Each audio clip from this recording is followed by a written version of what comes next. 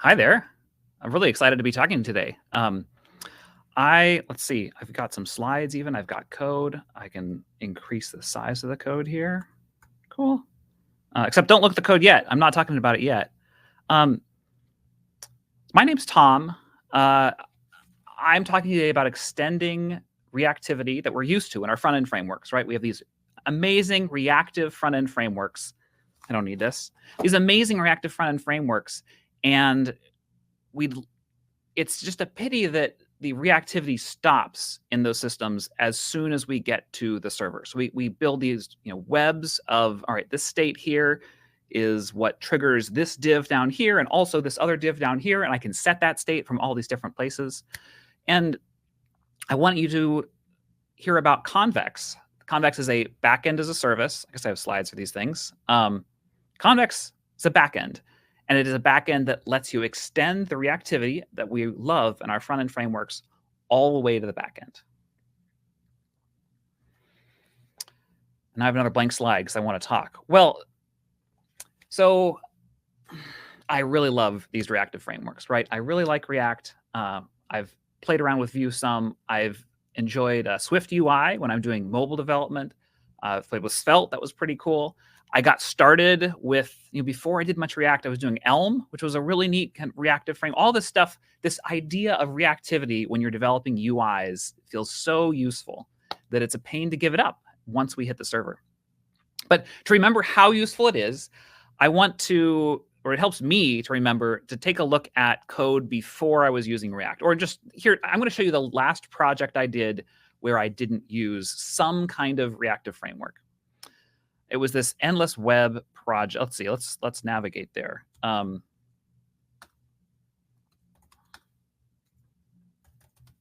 it was this project here.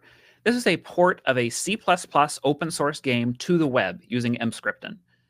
And I was really excited about getting this fun little Star Wars game. Let's see. Where's our link? Let's play. Getting this fun little play endless web. Great.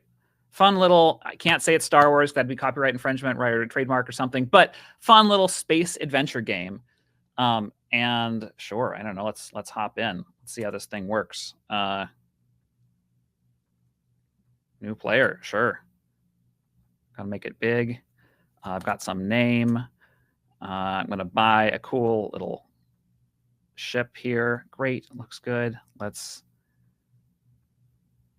So you fly around, right? Pretty cool. Fly around, fire some lasers. So this is not built with a reactive framework, right? This is a C++ game that is painting the screen, 30 or 60 or 90 times a second. And we don't do the cool reactive thing of saying, it looks like this little patch of sky over here is the same as it was last render. So let's not paint that part. We just paint the black background, right? Paint the little nebula, paint the asteroids, paint the spaceships. And it's still responsive, right? But it's not the kind of reactivity that we're usually excited about. But there is part of this that is normal web stuff, not written in C++. And it's these little buttons up here. So if I reload this, now danger, if you visit this, you will download like 120 megs or something of this data, right? This is normally a desktop game. But these buttons up here are just classic web development buttons. And this is the last time that I didn't use a reactive framework. I didn't use TypeScript. I didn't use a compiler at all because I was trying to upstream this code into this open source C++ code base. And I figured the maintainers of this will like it more if I have no dependencies. And when I click click buttons like this, all this UI is being controlled without some kind of reactive framework. So let's look at what the code for that looks like. I just have an HTML file. This is classic, right? Old school web development. And well, let's look at an event listener. Add event listener. Boom, boom, boom. When we do things like this, okay, when you click on the stop music button, here's what needs to happen. I need you to go find in the DOM the stop music thing. I need you to modify the DOM, or look at some others. Add event listener. When we click on key down, do these things, right? On show save games list. And if we go find show save games list, we'll see that the way it works is, oh no, that's the DOM thing. So this is the old style. This is how we did stuff with jQuery, right? This is, we reach into the document on the right path or on the button press path, and that's where we modify this stuff. And it is so cool. I mean, it gets complicated over time, right? When you have clicking this button does these 6 different things. You wish you were in something like React. You had a reactive state framework. So you could say, here we go. Here's a simple React counter, and here's some code for it. You really wish that you could take your state and stick it somewhere, and then you can have set the state in as many different places as you want. And let's also bump this up. Set that state in as many places as you want. And you wish that you could use that state anywhere. So in this case, since it's React, this component will re-render when this state changes, and then I can pass that state, that count down, and any of my children will also re-render. Let's take a look. Yeah, it works. Great. Now, I really appreciate this, right? I'm much happier in this kind of environment as code gets bigger. Well, this app and that video game we're just looking at both have 0 server status. Sorry, it's Tom. Just these can be served on S3. These are just client-side apps. Once we want to persist some data, things get a little more complicated. Once there's a server involved. So let's check out similar example with the T3 stack. TRPC, Drizzle, SQLite in this case. It could be any SQL database in the background. And let's look at this code instead. All right, React counter T3. This code's not bad either, but the state doesn't live here anymore, right? It lives off in some backend somewhere. It lives on a server. So we have this slick TRCP is pretty cool, right? In here, I get to, I'm getting some data, and I have a mutation to increment the data. I can command click on the get and hop over to see the server code for this, where you can see, looks like it's a database query. I'm grabbing some data from the database, finding the right piece of data.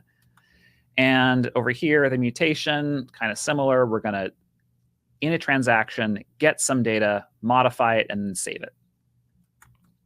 So from what you've seen so far, what is going to happen when I click this button? We'd hope that it increments the data in the database, but what's going to happen on the web page? So when I click it, nothing happens. We're not done yet, right?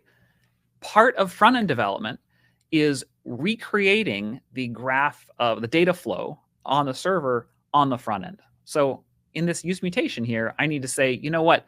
I know as the front end developer that the fact that I'm pressing this button means we need to refetch this query here. So I've got that code here. Let's replace the mutation here. Great. So now we're saying, you know what? When this succeeds, you need to go and validate this piece of state here. And we'll see if this works. Great. It works. Cool. And TRPC has all these tools, or React query, which TRPC uses, has all these tools for describing that reactive graph that really exists on the server, but we need to tell the front end about it so we know what to re-render. And you know, sometimes you do the simple thing also of just saying, you know what, I don't want to wire up the graph myself. I would rather just invalidate everything. We can also say refetch everything when I make a mutation, and that's pretty reasonable. A lot of times it's not a lot of data, and it's a reasonable thing to do because it's a lot of work to recreate that entire reactive graph on the front end. So what happens though once, so this is wired up, right? This works now, but there's a case that doesn't work yet, which is when I have 2 of these. So when I click on this one, this is 2 browsers, right? 2 users. When I click on this one, the other one's not updating. So what do we do about that? Well, it could be time to start polling. Maybe each of these could check in every 15 seconds, or certainly if you come back to the browser tab after you haven't been there for a bit. We could, but it ends up being this, that kind of polling. It's sort of like that game loop we saw before, where we're just refreshing everything. Now on the front end, it's still reactive, but That backend data fetching is just give me everything, and then we're relying on our front end state to notice that, oh, it's actually the same. You don't actually re-render the DOM there. But the reactivity sort of stops on the front end. We're just getting a data dump from the backend. What else could we do? Well, we could do a better job here. Oh, shoot. Yeah, see, not synced. We could do a better job by building some kind of pub sub system that notifies the other browser clients, hopefully only the relevant ones, that something's changed and they need to refetch all of their data. So the last time that I did this, or worked on a system that did this, was when I worked at this company called Observable. Observable is a really cool system. I don't have time to talk about. Look at this, though. It's reactive. I change this value here. This changes over here. Change this to 10. Updates here. But the thing I want to talk about is a different kind of reactivity where the editor was live syncing. So down here in one browser, if I say, hello there, I'm Tom, run that, both of these are updating. So the way we did that was a listen and notify are these two primitives you have in Postgres, where you can say, every time when this trigger fires, when this change happens, I want you to change this thing on the back end. And I want you to notify the service. We had a little WebSocket server. We would figure out with channels or rooms or something. In this case, it's based on the notebook ID, which other people to notify. So you can do this stuff, but it's a lot of extra. And critically, it is recreating that same data flow graph, that reactivity graph that exists on the back end, right? We have queries. Here, let's look at our get query here. We know what data is being read, but we need to tell the server, in this observable case, we need to tell someone else, the WebSocket server that's sending these messages, that we need to re-render that. Okay, so now we're to the pitch, right? I've presented the problem. Now let's talk about Convex.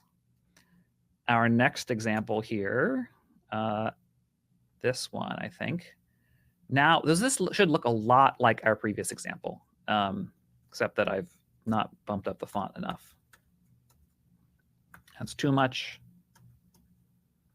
So if you look at this code, especially before we had the invalidation, very similar to the Convex version of this. Again, we have some server functions that we run on the back end. But here, well, let's see.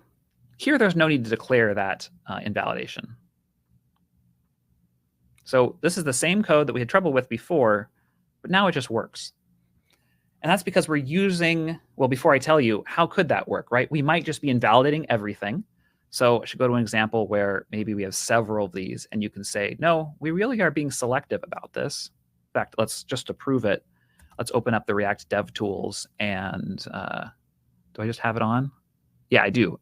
So with the React Dev Tools, you can highlight changes that are made to the DOM and open up. I have to have it open. And you can see, like, no, we're just updating. Oh, what happened here? Components, settings, yeah. Highlight components when render. Yeah, right. We're just updating the right ones. So how could that work? Well, Convex uses the reactive graph, the data flow that already exists back in our server code here. Again, should look kind of familiar, right? Similar to our TRPC thing here. Our Convex, am I getting them mixed up? This is the Convex one, yeah. Pretty similar. We're just grabbing this counter. But now we have the information, and we're using that data flow information to update the right pieces here. Similarly, if we have two different counters, right? Because this is not just front-end reactivity. This is going through the back-end. The back-end is participating in the same reactive graph of the client. Actually, let's go here. Here's a better proof of that part. It is participating in that same reactive graph. Open these again, and we'll see, yeah, indeed, those are the ones that are updating, right? Okay, so that's this Convex pitch. Like, wouldn't it be nice if you weren't responsible for recreating this graph in the front end? But as front end developers, that is our job, right? We are trying to make this this UI. It needs to be responsive to the kinds of things that we can do to it. And let's see. It's very powerful, right? It's it's all about that recreating. So some of the issue is this information exists, but we're unable to harness it in many backends. And Convex lets us just write that code once, and not recreating it's very powerful. And there's another property that's really nice about this setup, which is we get consistent client views. With Convex, I can be sure that if I read different queries, I'm getting the value of that data at the same point in time. That's important when I have two different, so here's two different pieces of UI. I've got a cart and a global list of items here. And if I'm using React, these just update together. It's great. They don't work, if I have two of them, they're not synced because I'm just using React. But I do get a transactional transition, right? Right when I click this button, there's no render where this hasn't updated yet and this has, or this hasn't updated and this already has. And sometimes that's sometimes it's a visual inconsistency. Say I'm moving credits around between accounts. It would be a bummer if I see a render where it's not quite there. React handles this for us. It's so nice. But once we move to the server, now we don't have it anymore. And it's our job to hook up the reactivity here on the front end. So Convex handles that. Here's, we've got our cart, same thing, same interaction here. But if I have two of them, they do update each other. But it's not just the visual inconsistency, which again, the visual is important. That's the information to the user. If you're moving credits around, you'd want to know about this. But it's also that maybe I use the same data to render one UI, and then I do a client-side join of that data. It's very frustrating as a front-end developer, and we all do this, right? We do front-end development. So we know, hey, if I fetch data from here and here, it's my job to account for the fact that they might represent different states of the world. But with Convex, if they're both convex functions, I don't have to worry about that. And that's really convenient. So, I'm here to pitch Convex a bit, right? This is the thing I work on. But if I was trying to be more general, if I'm trying to say, well, what can we all do to deal with these data inconsistencies? Well, we have to remember all of us are distributed systems. It's not experts, at least front-end development requires us to be distributed systems thinkers. So it is our job to think about how, all right, even just in one UI, if I have a query here and a query here, I might get different data. How do I account for that? And there are things you can do, like things like React Query, TRPC have tools to deal with this. One of them is, well, let's batch our requests. Because if all of our data requests hit the backend at the same time, they are likely to to run at the same time. So that's helpful. Sorry, we should have zoomed in these more. Sorry about that. What else can you do? Well, if you could combine everything into one, that request batching is helpful. But if on the server those queries aren't executed in the same transaction, there's still the potential for these kinds of anomalies where, okay, they all get sent to the server, but on the server you run this query, and then once that one's done, you run this query, and in the meantime, something has happened in the database that has changed the state. So ideally, you want to run these in the same transaction if you can. GraphQL is a solution potentially to this. If you write your resolvers correctly, or with this property, then you would be able to get this snapshot at one point in time. But GraphQL is not always what you want to do because you need to kind of ahead of time figure out what's everything I need for this page. So it's nice to do it with Convex. But if you can't use Convex, consider that. I think that's most of my pitch. I could go back because I'm hearing like, oh, it's pretty hard to see this code. It wasn't too much to the code. The code was, hey, I want to get some data and I want to change some data. Do these update.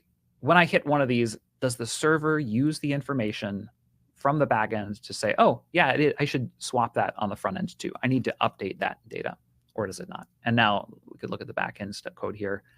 The point was, hey, it's very similar. It's a similar idea, but Convex is able to capture that information.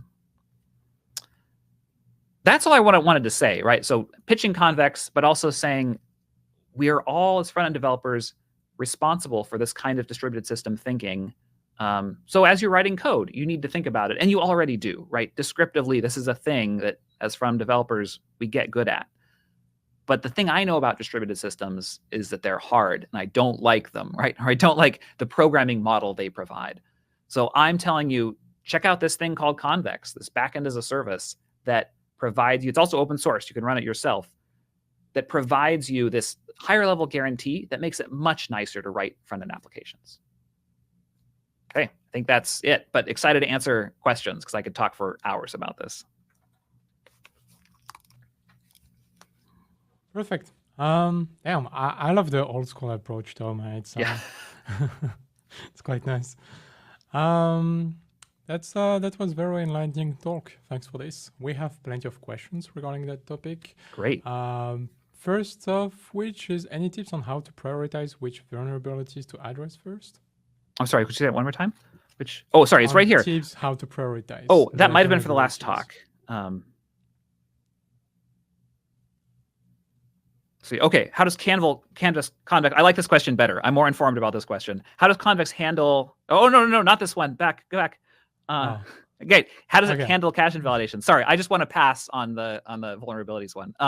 How does Convex handle cache invalidation to maintain data consistency? Great, that's exactly the question to ask, right? I'm so glad you asked because that means I succeeded in pitching you that this is wild. Well, it's doing some clever things. So one way you can do this is analyzing the queries ahead of time and seeing what the read pattern is, and then building a graph and saying, well, anytime you invalidate, like every time this changes, we'll need to rerun this query. That code will rerun, and we'll send that result to the front end. And that is not what Convex does, right? Instead, we do runtime analysis, right? Or not analysis, we just watch and see, well, what data rows did this query access? So if we're looking at a query like, well, I don't need the code, that's fine. If we're looking at a query and we run it and we see, oh, it read these ranges of these tables in the database, or it accessed these ranges of these indexes of the database, then we write down, all right, that query, it needs to know those things. And when one of those changes, that's the time to invalidate the cache. So really, I mean, we could call it Convex cache. The whole pitch is, I mean, the part of the pitch I'm excited about telling you about today is we do that cache invalidation for you. The way we handle it is we watch what gets read. We track read sets is what we call it. Okay, makes sense. Regarding That's good. It didn't make sense to me for a long time, so I had to kind of really figure it out. Makes sense after a presentation. So good. Without it, maybe just by reading documentation might be a bit confusing. We have another question about how Convex compare with other backend solutions like Firebase, Supabase in terms of functionality. Sure. Ease of use. Totally. I mean, those are good things to compare it against, right? Those are also backends as a services. They also, especially Firebase, Supabase a little less so, but Firebase in particular, like gives you that live updating, right? It gives you some of those properties of actually making programming easier. A big difference is that Convex queries let you, so in these other solutions, when you do real-time stuff, you are saying, I wish I knew about this table on the front end, right? Tell me about updates to this table. And in Convex, you're saying, I want to know when this query updates. And so these queries are arbitrary JavaScript, right? I can run I can read some data from several different tables in the database. I can hash it. I can do some encryption stuff. I can run arbitrary JavaScript libraries on that. And then that's what I return. And so the big difference is you don't end up having to, so in something like Firebase, you end up gathering all these records on the client and then having to do this programming model where you are building up your data model based on your tables. You don't get to have that intermediate level of, well, sure, I have these tables, these normalized, beautiful tables, but then endpoints return higher level data than that, right? I need to join data. I need to say, well, here's my list of users, but I filtered it and I added the comments to each of those users. So that's the biggest difference, right? Also, I mean, especially for both of these, like I'm comparing to TRPC because that's the more fair comparison in that like it's a similar level of type safety. Both Firebase and Supabase. Supabase is a little better here, but both of them don't have this kind of level of React and TypeScript really, for this level of TypeScript integration where you get these types flowing through. Yeah, makes sense. Damn, that was very complete. Thanks. Because I know also like other services that do a similar job of like real time, but indeed they are not like as proficient in terms of TypeScript. So makes total sense. Cool. Do you have any examples of real-world websites that use Sure. Convex? Well, so some of our customer, like we don't kind of publish the customer list in particular, but if you go to, sorry, I'm just doing this live, Convex dev, where are our little stories about customers? Here we go. We've got some, shoot, the marketing page changed recently, but we have some, what do you call it? What are the things that marketing folks get really excited about? Case studies. Okay, We have some yeah. case studies, or you can see some. But some of the things it's used for are, especially when you want to do real-time things. So say you need a wait list, say you have some kind of interactive service, maybe it's using AI, and you're wishing that, sorry, I'm just describing a customer opaquely. I shouldn't do that. But that anyway, way we keep the privacy and we also have the rest of having the technical part. Yeah. Right. So it's anything that you want to be somewhat live, or if you just want this simpler programming model, that's where it really shines. And read the case studies, because that's the approved language by both sides about, that people are excited to share on the Convex website. Yeah. Perfect. We have one more question. It's like a warm potato. So yeah, how popular Convex is? What would be the benefits of using it instead of writing it yourself? Sure. Yeah, and I feel qualified to say this because I've both used Convex and I've wrote this a few times, or at least one time I kind of wrote it. Other times I've used other systems or worked at companies where I needed to maintain these solutions.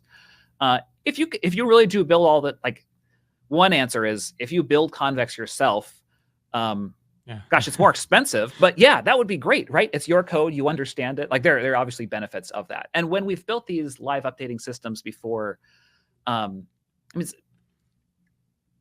Convex is nicer than all of those. It's not to say you couldn't build one that was nicer, but it is, the main thing is it's this general programming model that's going to work for your application without needing to build a lot of this infrastructure. And on the, let's see, what are the benefits of using it instead of writing our code? Yeah, to give the client, I mean, yeah, if you can give the client the signal to re-render, that's a lot of what, like, that's what I'm promising here. There's other parts like that consistency that are harder to build yourself because they require running all of your backend things in one transaction. But the signals part, if you can do that, the frustrating thing of building it yourself is you usually do it in a more limited way. You have channels or you have rooms, and you say, okay, here are how these channels works. I'm going to run WebSocket servers that communicate to each of those, and I need to write that logic. So the big benefit is that you just write it once. You write your queries, which define what data a view or an API endpoint depends on, and then that's when that's going to update, versus needing to implement it again. Now, if you implement it again, yeah, you can do things like this, but it's much more manual because you have to, you have the query or SQL or whatever that's doing the query, and then you have the logic that figures out who to notify, and you'll write it at least twice, basically, right? You need to do it once with your WebSocket server, and your listen notify was how we did it, but you can trail the op log. There's ways to try to do it, but you'll have to write it twice. Yeah. Interesting, because I would totally suggest using WebSockets myself. Totally, absolutely, yeah. WebSockets are great. Yeah. It's more, and the WebSocket protocol is like that. That is part of what you're getting from Convex, but it's that dependency tracking that I think is the really crucial bit. It is nice, I have to say. Integration tests with WebSocket protocol testing, I've wasted a lot of weeks at previous companies dealing with those. Like it is a system to maintain, but yes, you can build that yourself. It's more that dependency tracking. Yeah. And at the end of the day, like, everyone wants to get stuff done. So the right, faster, the better. So on good days, this when we're not just having fun, which is fun too. It's fun to build this stuff as well. Yeah. Oh, another one. Last question. Okay. What are the biggest challenges developers face when using Convex? Well, it is a different mental model to get into, right? Thinking about this subscription. One thing people ask for some is like, hey, could I have events? I want to do it manually. I want to be able to push something and say, hey, when the user clicks this button, I want that to notify these 6 other people. And they expect some kind of pub subsystem. And instead, what we have is, oh, well, then that needs to write something to a spot that all the other clients are subscribed to. And so it's those kinds of mental shifts, I think. And another is that it doesn't use SQL. So for some people, that's a big advantage. Like, great, I don't need to learn SQL. And if you're already a SQL expert, then that's frustrating. So a philosophy of Convex is we want very predictable query performance. And so instead of using a language like SQL where you'd use a query planner to try to make guesses about how to access that data, you don't know if it'll be a table scan or not, or maybe it'll use an index or it won't. In Convex, we're much more explicit. We say, using this index, do this lookup. And so I think that language change for some folks that's a stumbling block sometimes, because you can do, and I love SQL, especially for OLAP stuff, right? If I'm doing analysis, I will absolutely export my data from Convex and process it in SQL. But for transactional programming, it is kind of nice to have this very predictable performance, but it's a difference.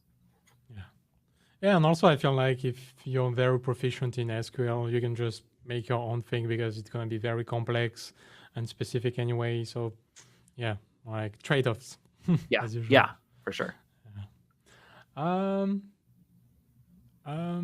perfect. You also have an amazing workshop upcoming. So if people are interested, feel free to join. And, definitely come by. That'll be great. We'll get into answer some of those how Convex works questions, but mostly how do I write code with Convex, right? How do I actually build these things? And it feels great to have this live stuff happening. It's not all about live updates, but live updates are the snazziest, most impressive feature. So of course, in a workshop, we'll do some of that because it feels good.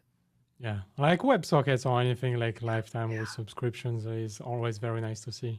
Feels more, I don't know, dynamic than just reloading or clicking on a button. So for sure. Quite excited myself. Great. Thanks again for this. I wish you an amazing day, Tom, and thanks again for your talk. See you soon.